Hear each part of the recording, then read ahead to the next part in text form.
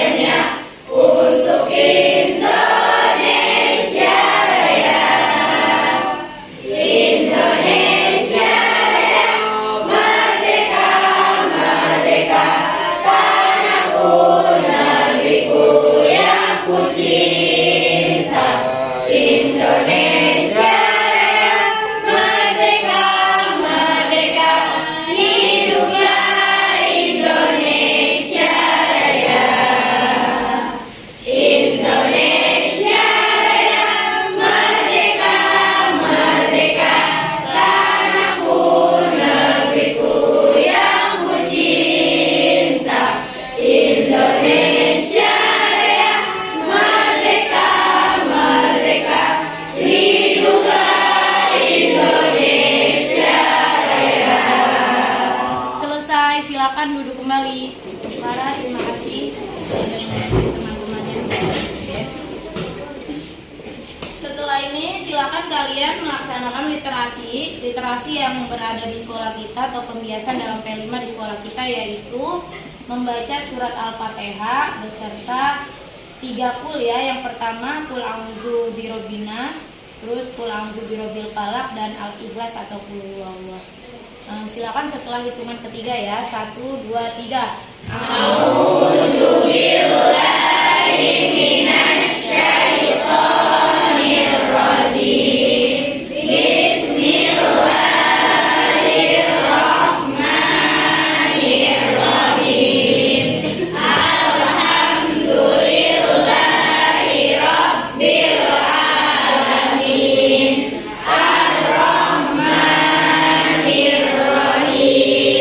Maliki yaumiddin.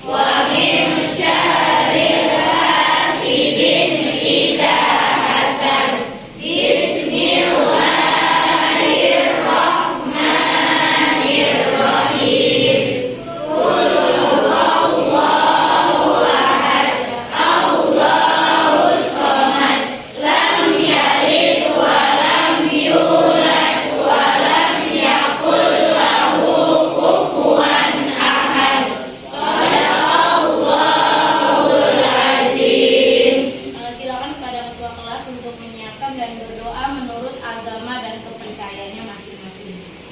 Perhatian. Siap. Doa dimulai.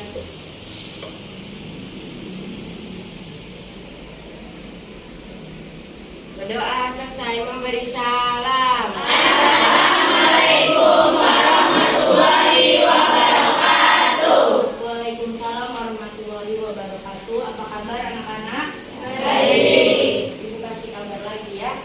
Semoga dalam keadaan sehat walafiat, baik walaupun dalam keadaan cuaca yang sedang memasuki musim hujan ya. Jadi ibu pesen nih jangan buang sampah sembarangan, apalagi di kolong-kolong meja kalian.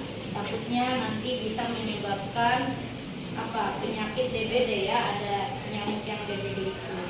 Oke, sebelum ibu mulai pelajaran hari ini, ibu akan mengabsen kalian terlebih dahulu. Yang hadir tolong diangkat tangannya ya untuk kelas 10 angka 2. Adinda Putri Salsabila,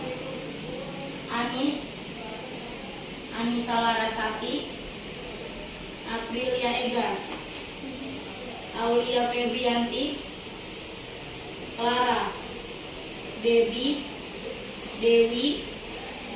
Hafifah, Indah, Intan Nurmawida, Karlina, Koko, Ruben Azain, Nela, Nabil, Nabila, Nisa, Nisha, Nizma Fadila, Novi Febrianti, Nur Istiqomah, Putri Anggraini, Putri Wairunisa, udah sehat ya, nggak sakit lagi ya. Ratna Sari, Saharai, Salanti, Sapita Eka, Salma Abida, Silvia Aulia, Siti Aulia. Sakit apa? Panas ya. Nanti kalau sudah 3 hari tidak masuk, tolong dijemuk ya. Siti Nur Nabila ada ya. Wisnu Aji Utama, dan yang terakhir Ulan Sari. Baiklah anak-anak, setelah tadi ibu mengabsen, ini ibu lihat kayaknya lemes-lemes banget, terus kayaknya masih pada tegang-tegang banget. Untuk merelaksasikan suasana hari ini, apalagi kalian kan mau menerima materi nih, ibu butuh konsentrasi kalian. Nah, ada satu ice breaking yang harus kalian ikuti. Bisa ya mengikuti ibu ya. Kalau ibu bilang tepuk 1, nah kalian tepuk 1. Coba tepuk 1. Nah, kalau ibu bilang tepuk 2, tepuknya 2. Tepuk 2. Kalau ibu bilang tepuk 3, kalian tepuk 3. Tepuk 3.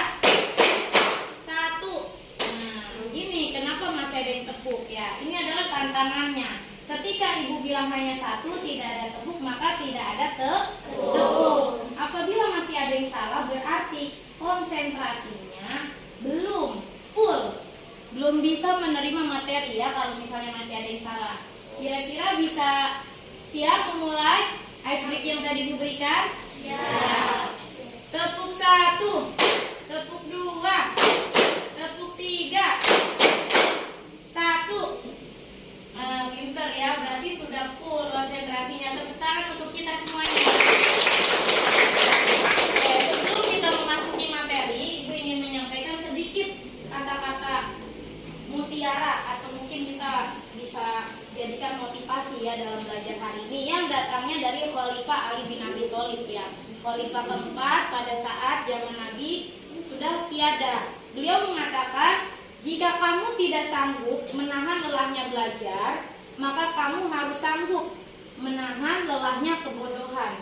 Kebodohan kapan? Kebodohan di masa yang akan datang. Jadi ibu minta ini pesan dari Ali bin Abi Thalib, kalian camkan baik-baik. Nggak apa-apa hari ini belajar capek, nggak apa-apa hari ini belajar lelah, tapi insya Allah di masa depan akan membawa perubahan yang lebih baik buat kalian. Kalian menjadi orang yang pintar, orang yang cerdas, orang yang bisa lah memanfaatkan diri sendiri tanpa harus meminta kepada orang lain karena ketidakbisaan itu. Tapi kalian menjadi bisa. Ya, tolong semuanya hari ini semangat untuk belajar. Kalau kalian ingin pintar, ingin cerdas,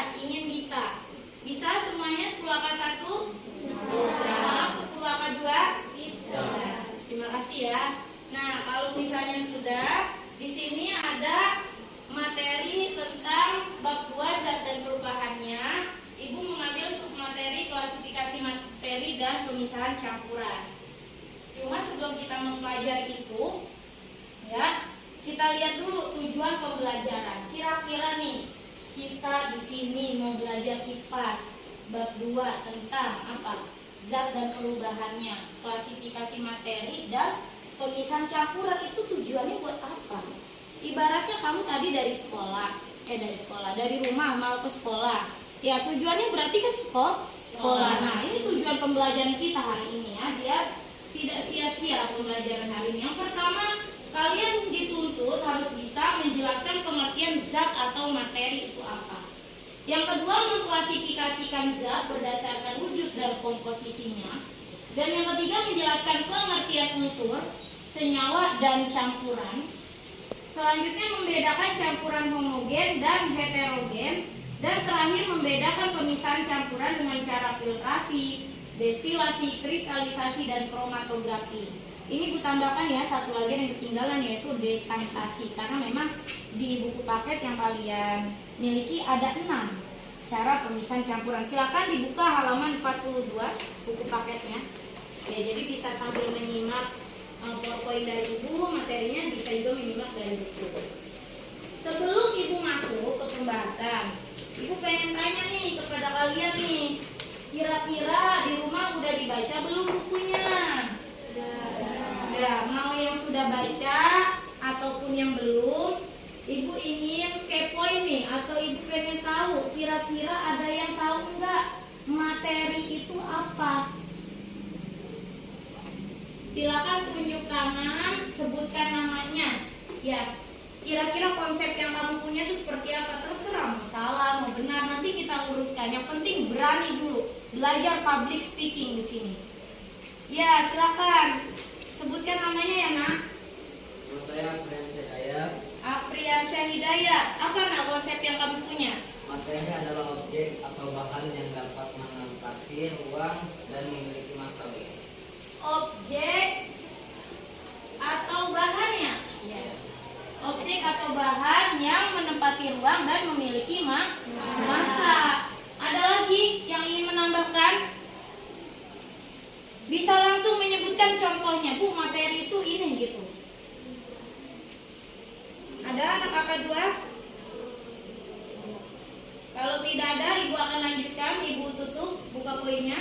Ya, tadi yang mendapat poin adalah Nur Apriansyah ya. Ya, Apriansyah Hidayat. Apriansyah Hidayat. Kalau Nur Apriansyah. Ya, Apriansyah Hidayat dia mengatakan materi itu adalah objek atau bahan yang menempati ruang dan memiliki massa. Kita lihat di sini ya.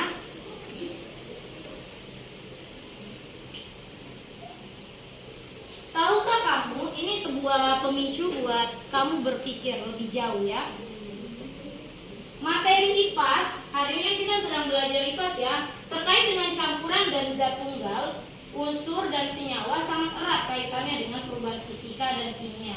Sedangkan untuk campuran berkaitan dengan masalah yang dihadapi manusia dalam keadaan sehari-hari.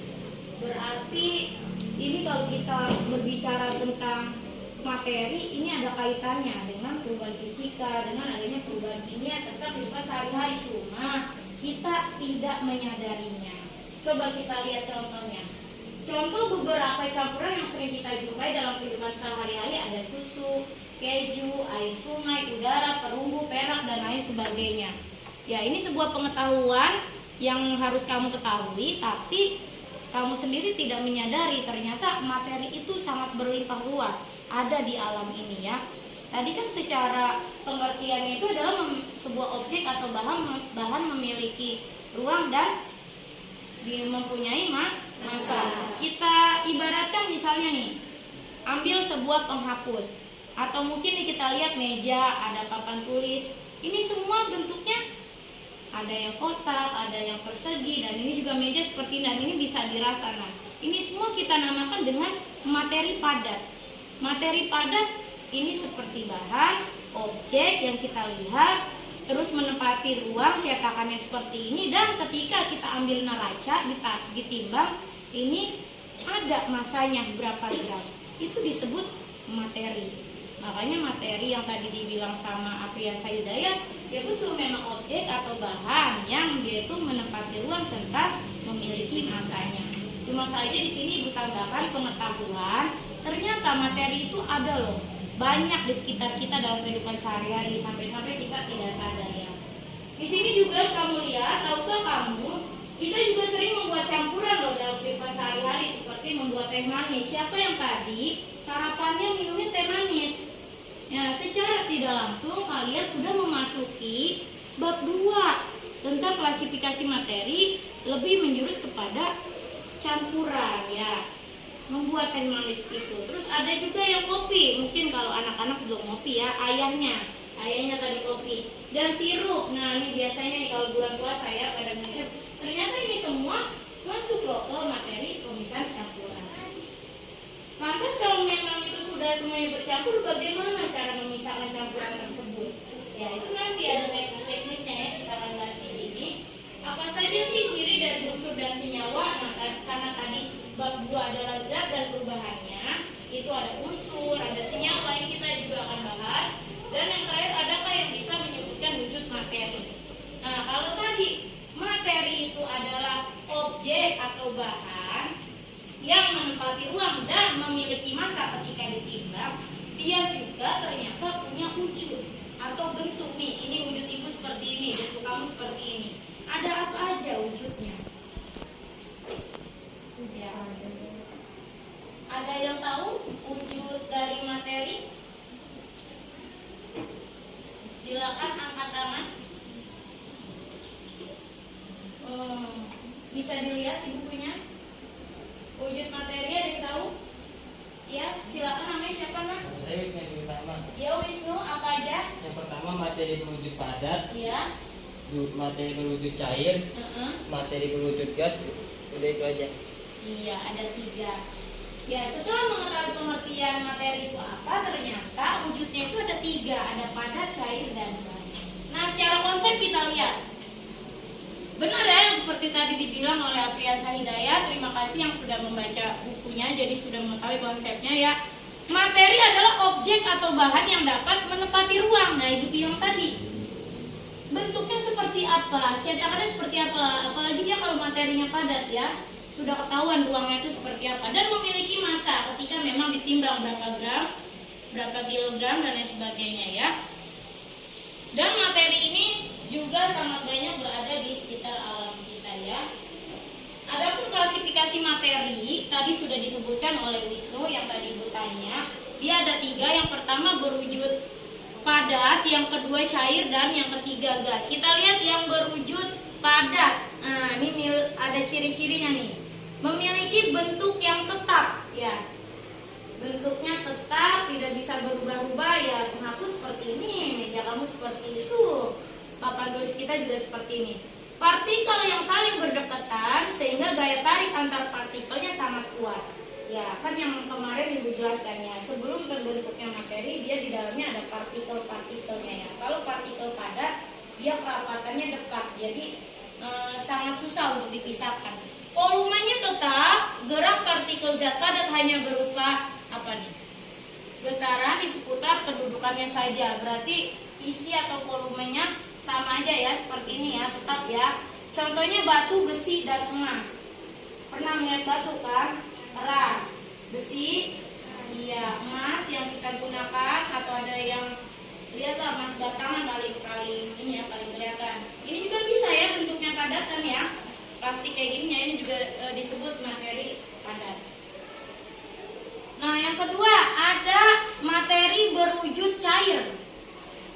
Kalau yang ada di pikiran kamu cair, berarti itu berkaitan dengan cairan ya, atau air. Kita lihat. Karakteristik berubah-ubah mengikuti wadahnya karena jarak antar partikelnya tidak terlalu rapat.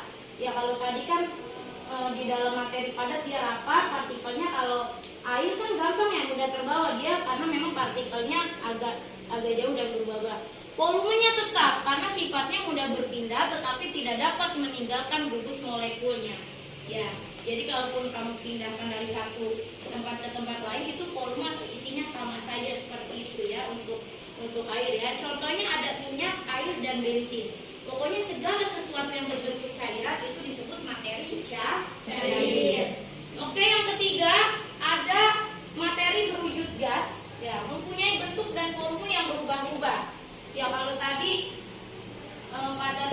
kerapatannya dekat, kalau air agak menjauh. Nah, kalau ke sini lebih gampang dia ya berpergiannya ya.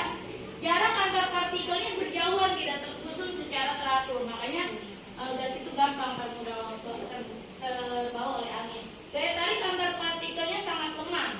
Contohnya gas, uap air, dan oksigen ya. Yang uap air itu yang kalian meniup-niup itu ya, mengeluarkan gas juga ya, itu termasuk ke dalam materi berwujud cair. Nah, di sini kalau misalnya ingin lebih jelas yang tadi Ibu jelaskan, perbedaan kerapatan partikel antara materi yang berwujud padat, cair, dan gas. Partikel itu kan adanya di dalam atau pembentuk dari suatu materi itu. Nah, ini seperti ini. Zat padat, partikelnya ini sangat dekat. Makanya dia bentuknya tetap ya. Kalau misalnya dipindahkan geser ke sana dia akan ikut. Tapi kalau zat cair atau air agak ada celah-celah sedikit. Makanya mudah gitu terbawa ya. Ditaruh di wadah sini terus bocor dikit mengikuti gitu kan, karena partikelnya memang sangat ada jarak-jarak seperti itu ya. Untuk gas ya, pernah mungkin gas itu tidak bisa kita lihat, tapi kamu bayangkan ada gas LPG di dalamnya kan seperti tabung melon itu ya. Nah, bentuknya dia seperti itu.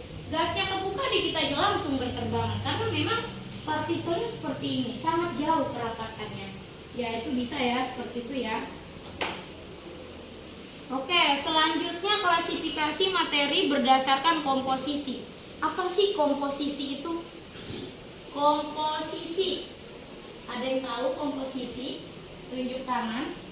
Sebutkan namanya, dapat poin ya. Tadi yang udah dapat poin adalah Apriansyah Hidayat dan Wisnu ya. Ada lagi yang mau dapat poin tentang komposisi. Yang kamu tahu aja arti dari komposisi itu.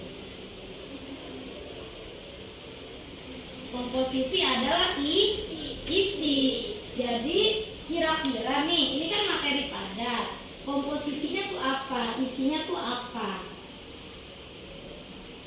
Ya. Kita lihat materi komposisinya ada 2. Nah, yang pertama zat tunggal, yang kedua adalah campuran. Kata tunggal artinya satu. Ya. Artinya apa sih? Kita lihat nih, kalau dia memang satu, terdiri dari unsur sama senyawa. Coba kita buka. Zat tunggal adalah zat yang tersusun dari suatu materi yang tidak dapat diuraikan lagi. Ya, karena memang dia tidak bisa diuraikan lagi, makanya disebut dengan zat tunggal atau satu. Ada contohnya yaitu unsur. Ya. Unsur. Silakan kamu buka halaman 43, itu ada unsur. Unsur atau elemen adalah suatu zat tunggal yang tidak dapat dipisahkan lagi melalui reaksi kimia biasa. Ya, kalau misalnya di buku paket hanya seperti itu. Ini alhamdulillah nih ya, di kelas ini ada sebuah tabel susunan berkala. Ini adalah unsur-unsur kimia. Ya, semuanya tersebar di alam. Ya, kan dia di sini sendiri-sendiri. Kotakan-kotakannya ya, misalnya ada H hidrogen, Li litium, Na natrium, K kalium. Nah, itu adalah unsur yang tersebar di alam. Sudah tidak bisa dipecah lagi sehingga nanti bisa terbentuknya suatu materi. Misalnya ibu gambar seperti ini ya. Jika di sini ibu tulis unsur itu zat tunggal atau satu. Misalnya H itu hidrogen. Ya. Ini merupakan komposisi dari si materi itu ya. Ketika unsur itu hanya satu tidak bisa dibagi, tapi ketika bergabung dengan unsur yang lainnya, misalnya ada O, ini akan dinamakan dengan senyawa. Karena hanya misalnya ada 2, H plus H plus O menjadi H2O. Makanya ini disebut dengan senyawa. Nah, itu termasuk ke dalam zat tunggal, unsur dan senyawa. Kalau unsur dia satu, kalau senyawa dia gabungan dari beberapa unsur atau lebih. Nah, yang ketiga itu ada campuran, ada homogen, heterogen. Homogen ada larutan, nanti larutan ada yang larutan homogen ya. memiliki gula dan garam, sedangkan kalau heterogen ada koloid dan suspensi. Nah, ini kita lihat zat tunggal yang unsur atau elemen. Zat tunggal yang tidak dapat dipisahkan lagi melalui reaksi kimia biasa. Yang tadi Ibu bilang ya, dia hanya satu. Kalau memang O, oksigen aja udah. Na udah natrium aja. Atau mungkin ada unsur buatan yang ketiga. Dan cara penulisannya perlu kalian perhatikan. Kalau dia satu berarti huruf kapital saja. Tapi kalau dia dua, yang pertama kapital, yang kedua kecil. Kalau dia tiga, pertama kapital, kedua kecil-kecil. Paham sampai sini ya? Itu adalah unsur. Nah, yang kedua, pengelompokan unsur ada tiga. Ada unsur logam atau metal, ada unsur non-logam atau non-metal, dan unsur semi-logam atau metaloid. Yang logam, ya kita lihat tuh, mengkilap, keras. Kamu lihat ini gambar-gambar emas, coba ya punya emas kayak gini ya. Perak, ada zinc juga dalam bentuk tablet, ada besi dan apa nih? Tembaga ya. Memiliki kepadatan tinggi, dapat ditempa dan direnggangkan. Memiliki titik diding tinggi, penghantar panas dan listrik yang baik atau disebut dengan konduktor. Itu adalah ciri-ciri dari unsur logam atau metal. Yang kedua unsur non logam atau non metal. Berarti kebalikannya nih. Unsur yang tidak memiliki sifat logam, bahkan sangat berbeda. Ada yang berwujud gas nih, gas O2. O2 apa? Oksigen kan? Bisa juga ada nitrogen, ada juga gas helium. Ada yang berwujud cair seperti bromium, Br ya. Atau mungkin ada yang berwujud padat seperti karbon, fosfor, iodin dan belerang. Jadi berbeda dengan yang tadi. Kalau metal atau logam dia masih padatan, kalau non metal dia bisa padat, cair dan gas. Makanya sangat hati-hati dalam mengenalinya ya. Untuk yang ketiga unsur logam, maaf ya, tidak ada logamnya. Untuk yang ketiga adalah unsur semi logam. Ini enggak ada logamnya. Atau kita sebut dengan metaloid, yaitu peralihan antara logam dan tidak logam. Kita lihat unsur metaloid yang mempunyai sifat peralihan antara logam dan non logam, sehingga mempunyai sifat logam dan non logam. Jadi adanya di tengah-tengah ya. Nah, biasanya ini sering digunakan oleh elektronik transistor IC dan diode ya. Ini IC, ini diode. Di sini ada jurusannya itu TITL sama elektro ya. Ini udah mainannya mereka ya. Ternyata berasal dari metaloid. Contoh unsur-unsur metaloid ada boron atau BSI silikon ya. Nanti kalian hafalin ya nama-nama unsur ini ya. Nah, untuk pertemuan selanjutnya. Nah, ini tabel unsur yang tersebar di alam ini ya.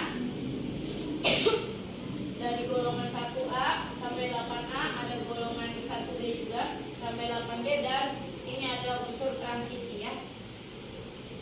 Nanti bisa dilihat. Terus di kelas juga ada ini ya, sudah ada dibikin, jadi bisa dilihat juga kalau memang mau menghafal nanti ya. Dari gambar tabel unsur periodik kimia ini kita bisa lihat mana sih yang tadi sudah disebutkan katanya unsur logam, mana sih yang sudah disebutkan unsur non logam, dan mana sih unsur yang memang metaloid. Saatnya jam ketiga dimulai. It's time to begin the third lesson. Oke, masih berbicara tentang zat tunggal. Tadi kan zat tunggal itu ada dua, yang pertama unsur dan yang kedua senyawa. Kalau unsur dia satu sendiri, ya Na, hidrogen atau helium. Tapi kalau senyawa dia gabungan dari dua unsur atau lebih yang berbeda. Kita lihat tuh, gabungan dari beberapa unsur yang berbeda jenis dan saling berikatan melalui reaksi kimia dalam perbandingan massa tetap dan tertentu. Di sini ada unsur hidrogen sama O menjadi H2O. Ini disebut dengan senyawa H2O materi cair atau air. Seperti itu ya. Jadi sebelum terbentuknya materi, dia akan membentuk senyawa dulu. Senyawa dilepas lagi akan menjadi unsur. Ini juga ada O, ada C, ada O. Jadi CO2. CO2 ini adalah gas apa? Karbon dioksida. Jadi senyawanya CO2, materinya adalah karbon dioksida. Oke, sebelum kita kecampuran, Ibu lihat kayaknya sudah mulai bete, sudah mulai jenuh, apakah sudah ingin melihat jajanan di kantin dan lain sebagainya ya. Jadi saatnya ice breaking. Semuanya boleh berdiri.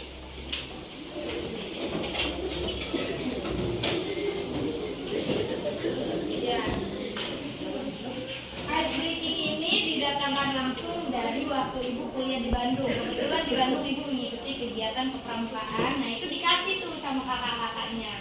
Jadi mudah-mudahan bisa bermanfaat untuk kamu karena memang untuk meregangkan saraf-saraf yang pada tegang, urat-urat yang pada tegang, pada lemes dan lain sebagainya.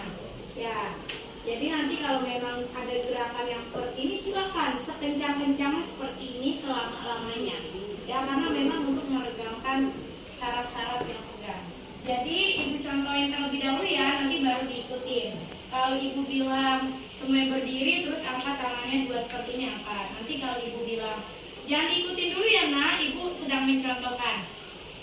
Salam mingkem berarti mulutmu mulutmu tangannya juga Kalau Ibu bilang salam mangat A, kalau mulutnya A berarti tangannya A. Kalau Ibu bilang salam mingkem lagi salam mangat A, salam mingkem mangat. Nah, mulut sama tangan harus sama.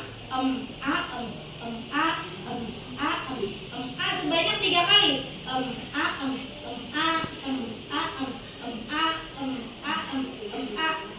Diputar ya. Bisa kayak gitu ya? Bisa. Biar semangat dan diregangkan ya cara-cara uratnya nih ya. Salam mingkem. Salam mingkem. Suaranya dikeluarkan, kalau bisa pakai suara dalam itu lebih keren ya. Salam mingkem. Salam mangat. Salam mingkem. Salam mangat. Salam mingkem mangat.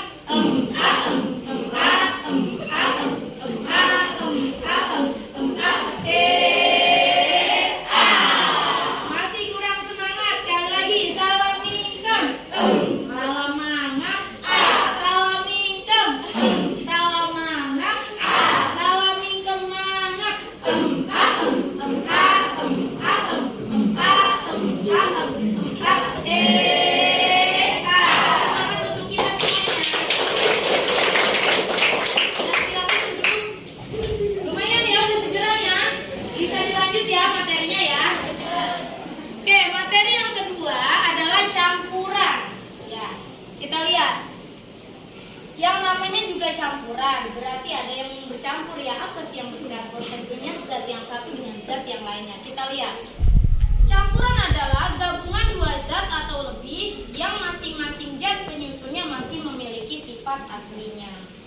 Ya, campuran dibedakan menjadi campuran homogen atau disebut dengan larutan dan campuran heterogen. Heterogen itu berarti berbeda ya, ada koloid dan juga ada suspensi. Maaf ini tadi masih buih bagus dulu.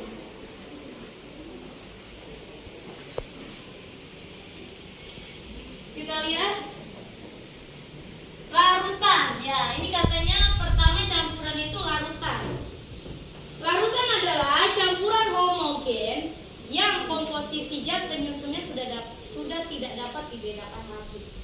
Jadi ada contohnya larutan garam, ada larutan gula. Ini garam, ini air ya. Ini zat larutnya, ini pelarutnya air. Ketika dimasukkan dan diaduk, kira-kira kamu bisa nggak membedakan mana air mana garam? Nggak, tidak bisa. Seolah-olah menjadi sama, makanya disebut dengan homogen. Padahal kalau nanti ada teknik pemisahan campurannya atau dilihat dengan mikroskop ultra, akan terlihat mana garam mana air. Yang kedua ada larutan gula. Ini gula, ini air. Diaduk-aduk bisa kelihatan mana gula mana air. Tidak bisa kecuali dengan mikroskop ultra ya. Bahwasanya ini ada dua zat ternyata ya, air dan garam atau gula itu. Nah, yang kedua adalah apa tadi tuh? Heterogen ya.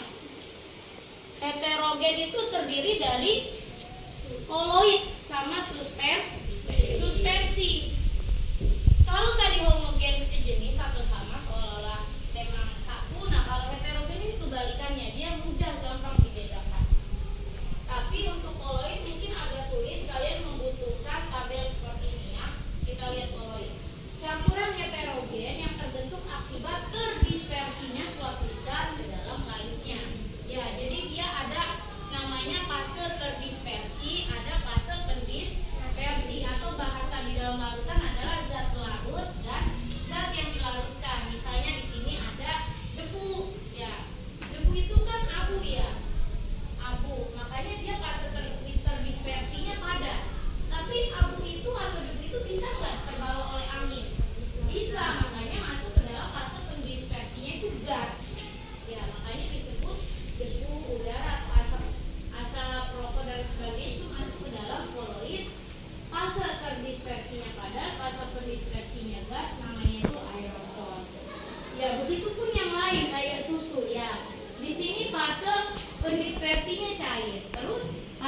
dispersinya juga cair.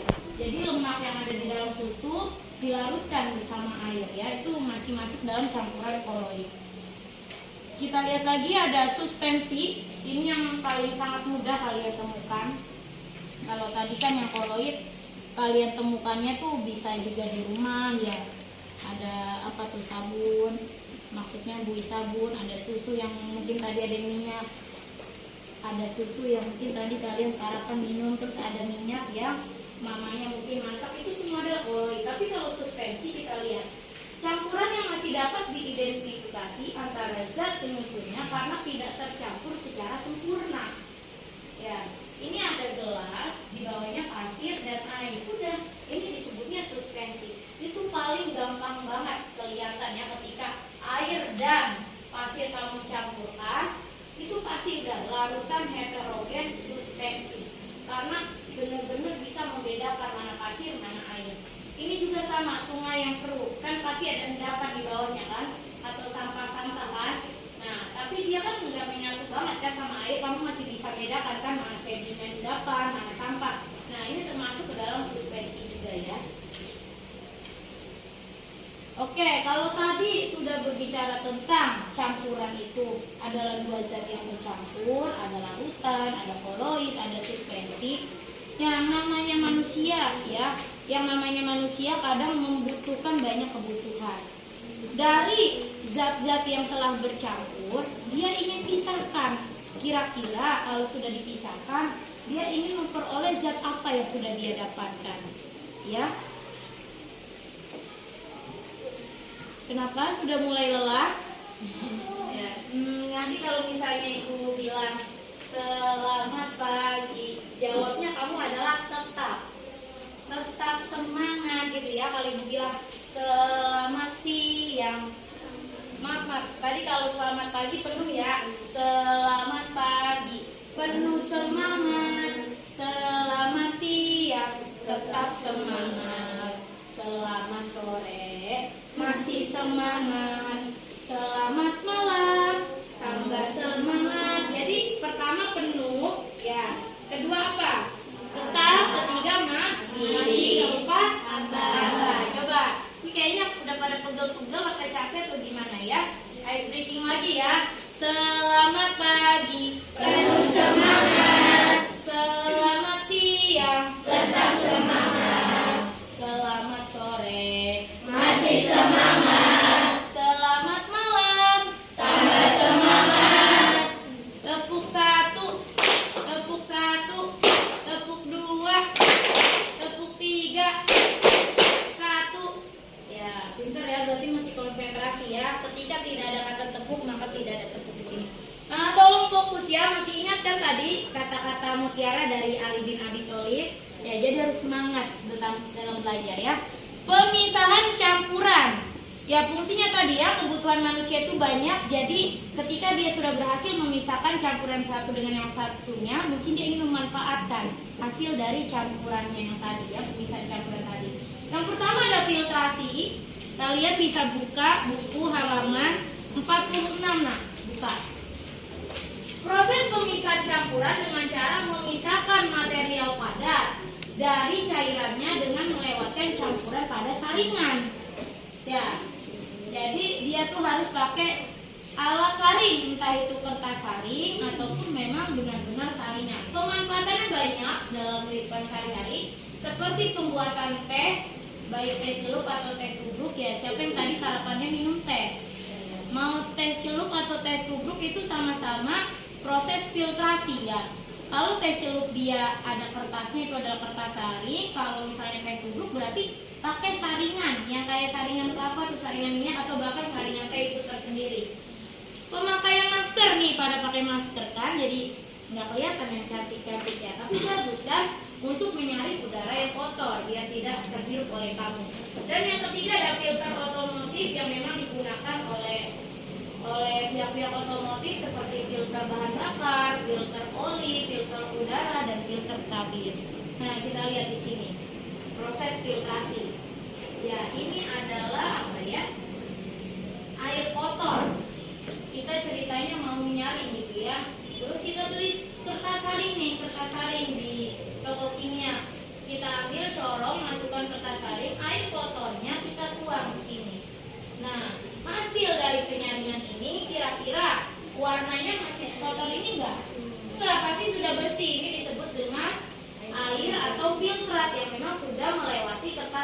tadi. Nah, yang tersisa di sini kita sebut dengan residu atau kotoran. Itu kita buang ya. Jadi ini biasanya secara konsep menghilangkan kotoran seperti ini. Tapi kalau memang dalam kehidupan sehari-hari ini bisa nyeduh teh nih, yang kertasnya ini teh celup itu adalah kertas hari yang seperti ada di sini. Cuma bedanya kalau ini kan lingkaran, kalau ini sudah membungkus si teh itu tersendiri. Ya ini diharapkan biar tehnya tidak keluar. Terus ada lagi kopi. Ya, ada orang yang memang minum kopi itu nggak mau ada ampasnya, makanya di atasnya ini ditaruh kertas hari. Jadi di sini adalah residu atau sisa-sisa zat dari kopi kita sendiri, makanya di sini hanya airnya saja atau hasil dari filtran itu tersendiri. Atau ada mungkin mamanya yang menyaring kelapa ya ketika mau memasak ya. Nah itu juga yang diambil adalah santannya yang hasil dari penyaringan. Yang kedua ada kristalisasi. Ya kalau tadi filtrasi artinya penyaringan, kristalisasi mengkristal. Ada bayangannya kayak kristal-kristal gini, kita lihat ya apa sih kristalisasi? Proses tumisan campuran dengan cara mengendapkan larutan sampai terbentuk benda padat berupa kristal-kristal. Berarti di sini harus diendapkan ya. Kita lihat coba pemanfaatannya. Ada pembuatan garam, pembuatan gula dan es batu. Nah, kita lihat ini yang paling gampang di proses kristalisasi adalah garam. Kenapa sih kalau kalian main ke pantai, ya kok ada kayak tambak-tambak, tahu nggak tambak-tambak tuh? Kayak kotak-kotak gitu loh. Kalau di sini kan kalian kotak-kotaknya padi ya. Nah, kalau dia kotak-kotak di dekat pinggir sungai itu dia nyebutnya tambak. Tapi nggak ada ikannya. Itu hanya air lautnya yang memang sengaja dipanaskan, mengharapkan terjadinya evaporasi atau penguapan. Nanti yang tadinya di sini ada air laut, lama-lama kok menjadi warna putih, seperti pasir digurut, terus dikeruk-keruk, mulai ya kotor dong Bu. Apa itu? Garam ya. Berarti garam yang selama ini kita makan kotor. Tenang saja, setelah dikeruk-keruk seperti itu, kalau memang sudah mengkristal karena memang sudah dijemur air lautnya, itu akan dicuci kembali ya, biar benar-benar putih dan bersih. Ini sudah terlihat putih ya, sudah terlihat bersih. Nah, makanya ini panas nih di sini karena memang dia menjemur air laut itu ya, mengharapkan evaporasi itu. Itu salah satu metode kristalisasi yang paling gampang banget ya. Cuman modal air laut ditaruh di tambak, dijemur sampai berapa ratus hari itu ya, udah jadi garam kasar seperti itu. Nah kalau ini gula nih, ini agak ribet nih, harus dimasak dulu air dari si tebu. Makanya ini kayak dodol-dodol gitu kan, nanti lama-lama akan lebih mengkristal lagi kalau semakin didinginkan. Yang namanya kristal itu padatan kan, tadi kan air laut itu kan cairan ya, tiba-tiba jadi garam padatan. Ini juga tebu kan, airnya cairan ya, tiba-tiba dimasak, didinginkan menjadi padatan. Nah ini juga es batu ya, ini butuh alat lemari es ya atau pendingin. Yang ketiga dekantasasi, proses pemisahan campuran yang paling sederhana. Ini menurut Ibu paling sederhana banget. Kalau tadi kan mungkin kalau kristalisasi garam ya butuh lah ya, butuh tenaga, butuh kita memindahkan air laut dan sebagainya. Nah kalau kita lihat di sini, pemisahan dilakukan dengan cara menuangkan cairan atau campuran larutan dan sedimen melalui batang pengaduk ke dalam gelas kimia secara perlahan-lahan sehingga endapan padat atau sedimen akan tertinggal dalam wadah. Ya, jadi kalau kita lihat gambarnya di sini, nah ini ada batang pengaduk. Ya kayak batang aja sempit ya. Terus di sini ada gelas kimia. Nah, di sini ada cairan dan juga sand atau pasir atau tanah. Kita ingin pisahkan antara pasir dengan air itu, ya udah tuang saja airnya di batang pengaduk ini ya. Biar diharapkan yang ininya tuh tidak ikut terbawa. Jadi nembus ke sini dulu tuh. Ini disebut dengan dekantasi. Pemanfaatannya kita lihat, penjernihan air pasti karena memang ingin memisahkan pasir. Pemisahan gliserol, terbentuknya stalaktit dan stalagmit. Kayak gini, stalaktit dan stalagmit itu. Nah, suka main ke gua. Ya, di gua itu kan dalamnya pasti dingin ya. Nah, ini kenapa sih bentuknya tuh seperti ini tuh? kayak kristal-kristal gitu kan. Nah itu nanti kalau diharapkan air yang melewati stalagmit ininya bisa jernih di sini kayak gitu. Itu stalagmitnya ya. Itu dekantasi yang memang berada di alam. Yang selanjutnya adalah sublimasi, menyublim. Pernah dengar kata menyublim tidak? Clara bisa fokus? Kalau yang ngantuk coba nih, kalau udah mulai ngantuk nanti ibu kasih ice breaking lagi ya. Coba semuanya berdiri lagi ya, biar semangat ya. Ini kayaknya udah mulai mengantuk, nggak fokus. Ingat motivasi dari Khalifah Ali bin Abi Thalib ya. Harus semangat belajarnya. Berdiri semuanya berdiri. Berdiri semuanya. Assalamualaikum. Tuh, omnya aja begitu ya. Coba lebih semangat lagi. Assalamualaikum. Semangat. Assalamualaikum. Semangat. Assalamualaikum. Mangap.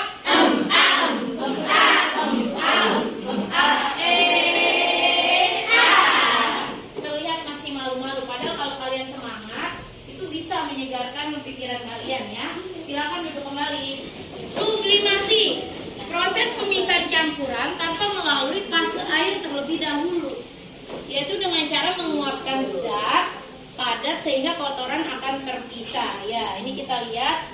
Ini yang paling gampang banget itu kalau menyublim itu pewangi kamper yang ada di kamar mandi ya.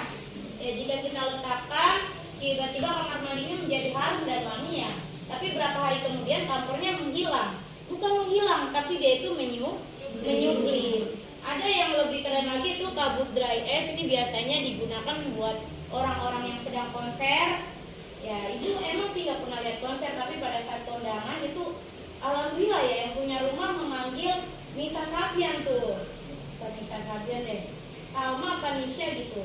Ternyata ada efek-efek ini kabut dry ice itu ya. Jadi bagus lightingnya. Yang tadinya asap itu berwarna putih menjadi ungu hijau. Nah itu adalah proses dari sublimasi. Kamu tahu kan biang es? Ya biang es batu itu ketika dimasukkan ke air dia akan mengeluarkan asap ya. Nah itu adalah kabut dry ice, salah satu proses dari sublimasi. Selanjutnya kita lihat nih, ya, ini yang sering ada di rumah kamu ya, di kamar mandinya ya. Nah ini biang es yang tadi bilang. Ini kalau banyak banget dimasukkan ke air nanti asapnya akan keluar. Nah itu jadinya disebut dry ice yang tadi kita bisa buat tonton konser ya. Sedangkan dari cara kerjanya kita lihat di sini ada spiritus ya. Api memanaskan sebuah campuran kapur barus dan pasir. Berarti kapur barus sama pasir dimasukin, terus dia mendidih ya, karena memang ada uap ya. Kalau yang namanya mendidih kan ada uap yang berterbangan ya. Nah atasnya ini ditutup pakai piringnya jangan plastik tentunya ya. Terus taruhin es batu. Nanti dari uapnya itu nih akan nempel nih endapan kristal kapur barus hasil penguapan dari campuran kapur barus dan pasir. Pasirnya ada di sini, kapur barus dipanaskan menguap. Ketika kena es batu dingin nempel. Ini disebut dengan sublimasi nih.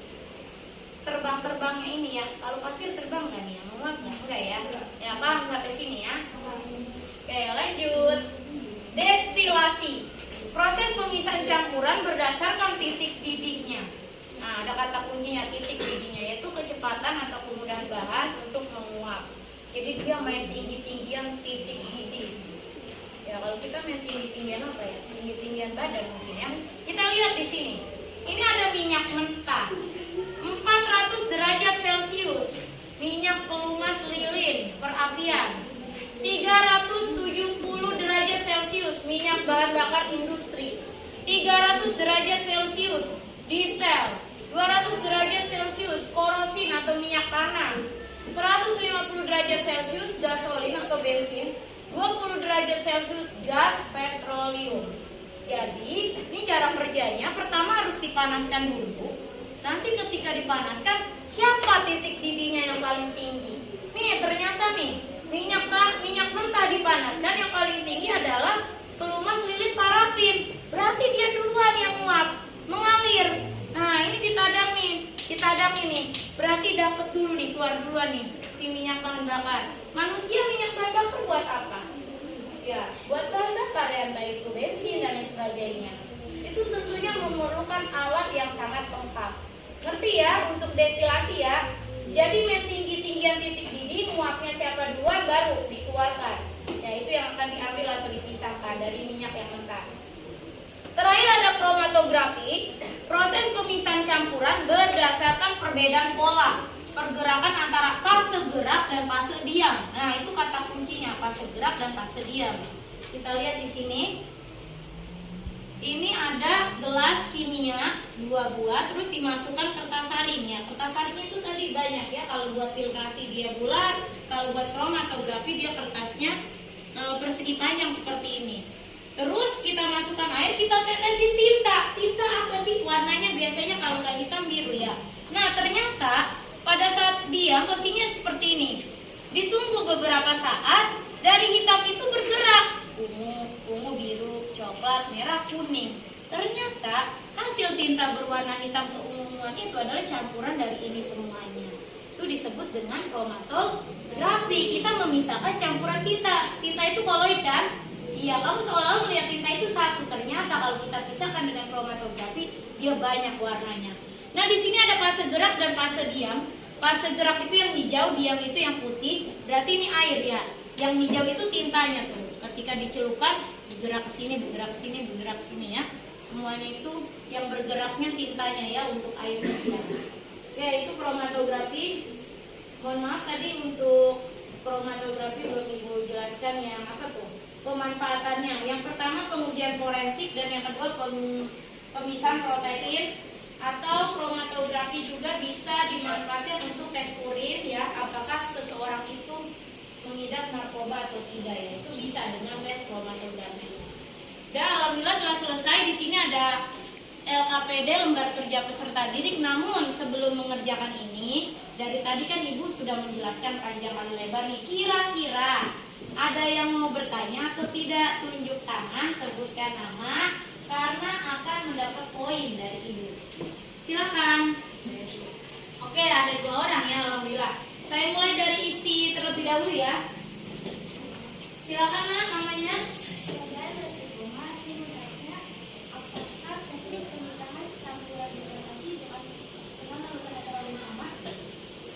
Nur Istiqomah ya. Apakah larutan dekantasi dengan heterogen itu sama? Ya, seperti itu tadi ya. Oke, di sini Ibu langsung jawab ya. Kalau tadi untuk yang heterogen itu ada 2. Yang pertama koloid dan yang kedua adalah suspensi. Yang paling kelihatan itu adalah suspensi ya, karena memang campuran dari pasir dan air. Tapi kalau tadi yang dekantasi, memang sih ada pasir juga ya terdapat, yang harus kita pisahkan dengan air jernihnya. Cuma saja kalau yang dekantasi harus melalui apa tuh, batang pengaduk. Dia diharapkan airnya benar-benar jernih. Sedangkan kalau misalnya heterogen yang suspensi, dia benar-benar ini pasir, ini air, udah begitu aja perlu. Belum ada pemisahan secara penjernihan sehebat yang tadi dekantasi ya. Ada lagi? Udah ngerti Nak? Ya. Tadi yang kedua siapa namanya? Iya, Nisma. Apa pertanyaannya? Apa perbedaan unsur dan senyawa? Ya, ternyata di sini masih ada yang ingin lebih memahami lagi ya apa perbedaan unsur dan senyawa. Ya, tadi Ibu jelaskan yang namanya materi itu objek atau bahan yang memang menempati ruang dan memiliki massa. Sebelum terbentuknya materi, ternyata komposisinya atau isinya itu ada yang namanya zat tunggal. Zat tunggal itu satu, terdiri dari unsur. Unsur itu tersebar di alam ya, karena dia memang elemen pembentuk materi yang tidak bisa dibagi lagi. Ada unsur logam, non logam, dan juga semi logam. Nah, ini udah ada ya di sini ya unsur-unsurnya. Jadi ini awal mula terbentuknya materi atau isi dari materi itu tersendiri. Sedangkan senyawa dia gabungan dari 2 unsur atau lebih tapi berlainan. Misalnya kalau H hidrogen itu unsur, tapi ketika H bertemu dengan H bertemu lagi dengan O menjadi H2O, itu disebut dengan senyawa. Senyawa apa? Senyawa H2O. Sehingga membentuk namanya apa? Air. Air ini kita namakan dengan materi cair. Sampai sini paham?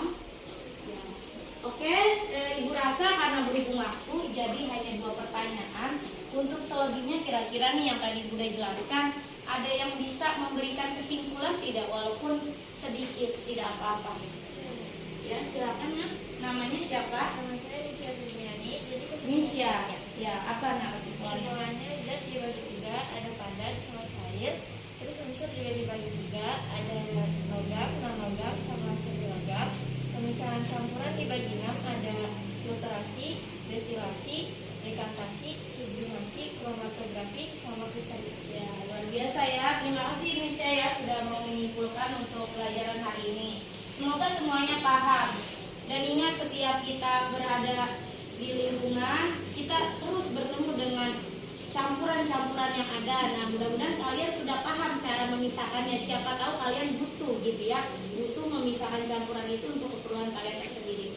Oke anak-anak, mungkin sekian dari Ibu ya materi hari ini. Kurang dan lebihnya mohon maaf. Sebelum kalian mengerjakan ini, Ibu pamit terlebih dahulu. Untuk tugas hanya ini saja ya, 5 soal dikerjakan di buku tulis. Kalau memang masih ada waktu bisa kerjakan hari ini, kalau memang waktunya sudah habis bisa di-PR-kan. Sekian dari Ibu, kurang lebihnya mohon maaf. Wassalamualaikum warahmatullahi wabarakatuh. Waalaikumsalam warahmatullahi wabarakatuh. Lagi ya, selamat pagi. Tetap semangat. Selamat siang. Tetap semangat. Selamat sore. Masih semangat. Selamat malam. Tambah semangat. Silakan tugasnya dikerjakan. Ini ada 5 soal.